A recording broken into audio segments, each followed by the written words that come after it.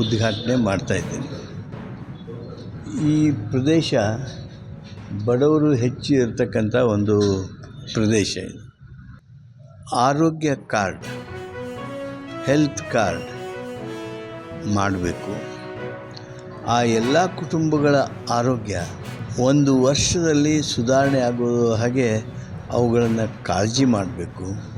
ಅವರುಗಳಿಗೆ ಉತ್ತಮವಾಗಿರ್ತಕ್ಕಂಥ medical care ನೀಡುವುದಕ್ಕೆ ಈ ನಮ್ಮ ಕ್ಲಿನಿಕ್ ಭಾಳ ವಿಶೇಷ ಕೆಲಸ ಮಾಡ್ತದೆ. ಈಗ ಸರ್ಕಾರದವರು ವಿಶೇಷವಾಗಿ ನಮ್ಮ ಶ್ರಮ ಪ್ರದೇಶಕ್ಕಂತ ಮಾಡ್ಯಾರ. ಇದೆಲ್ಲದೂ ಉಪಯೋಗ ತೊಗೋಬೇಕು. ಯಾಕಂದ್ರೆ ನೀವು ಪ್ರೈವೇಟ್ ಆಸ್ಪತ್ರೆಗೆ ಹೋದರೆ ಸುಮಾರು ನಿಮ್ಮೊಂದು ₹700 ಖರ್ಚು ಬರ್ತೈತಿ, ಬೇರೆ ಒಂದು ನೆಗಡಿ ಕೆಮ್ಮು ಅಂತ ಹೋದ್ರೆ. ಆದರೆ ಇಲ್ಲಿ ಸರ್ಕಾರದ ಎಲ್ಲ ಫ್ರೀ ಎಲ್ಲ ಇಲ್ಲಿ. ನಿಮಗೆ ಔಷಧಿ free, injection free, blood checkup ಮಾಡ್ತಾರೆ, ಶುಗರ್ ಚೆಕಪ್ ಮಾಡ್ತಾರೆ. ಇದನ್ನೆಲ್ಲ ನೀವು ಸೌಲಭ್ಯ ತೊಗೋಬೇಕು. ಯಾಕಂದ್ರೆ ಇದು ಸರ್ಕಾರ ಸ್ಲಮ್ ಜನಕ್ಕಂತ ಮಾಡಿರೋದನ್ನು, ಬಡವ್ರಿಗಂತ ಮಾಡಿರೋದನ್ನು ಅಂತೇಳಿ ನಾವು ಜಾಗ್ರತೆ ಮೂಡಿಸ್ತೀವಿ. ಅದಕ್ಕೆ ಡೇ ಕೇರ್ ಸೆಂಟರ್ ಅಂದರೆ ಬೆಳಗಿನ ಟೈಮ್ನಲ್ಲಿ ಬೆಳಗ್ಗೆ 9ರಿಂದ ಸಾಯಂಕಾಲ 4:30 ತನಕ ಇಲ್ಲಿ ನಾವು ಎಲ್ಲ ಸೌಲಭ್ಯಗಳನ್ನು ಕೊಡ್ತೀವಿ. ಇಲ್ಲಿ 4 ಜನ ಸಿಬ್ಬಂದಿಗಳಿರ್ತಾರೆ.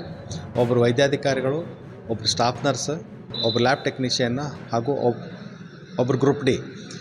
ಇದರ ಮುಖ್ಯ ಉದ್ದೇಶ ಅಂತಂದರೆ ಇಲ್ಲಿ ಗರ್ಭಿಣಿಯರ ಆರೈಕೆಗಳನ್ನು ನಾವು ಮಾಡ್ತೀವಿ. ಎಎನ್ಸಿ ಕೇರ್ ಅಂತ ಎಎನ್ಸಿ ಚೆಕಪ್ ಮಾಡ್ತೀವಿ, ಎಎನ್ಸಿ ಕೇರ್ ಮಾಡ್ತೀವಿ. ಆಮೇಲೆ ಹುಟ್ಟಿದ ಮಕ್ಕಳಿಗೆ ಇಮ್ಯುನೈಸೇಷನ್ ಕೊಂಡು ಸಮಗ್ರ ಶಿಶು ಆರೈಕೆ ಕಾರ್ಯಕ್ರಮ ಮಾಡಿಕೊಡ್ತೀವಿ. ಭಾರತ ಚುನಾವಣಾ ಆಯೋಗ ನವದೆಹಲಿ ಭಾವಚಂದ್ ಗೆಹ್ಲಾಟ್ ಅವರು ಕಾರ್ಯಕ್ರಮದ ನಾವು ನಮ್ಮ ದೇಶದ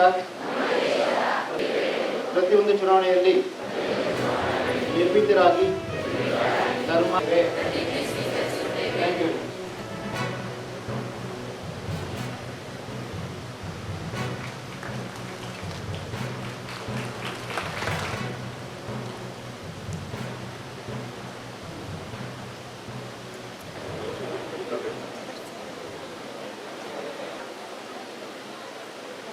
ಶ್ರೀ ಪೊಮ್ಮಲ ಸುನೀಲ್ ಕುಮಾರ್.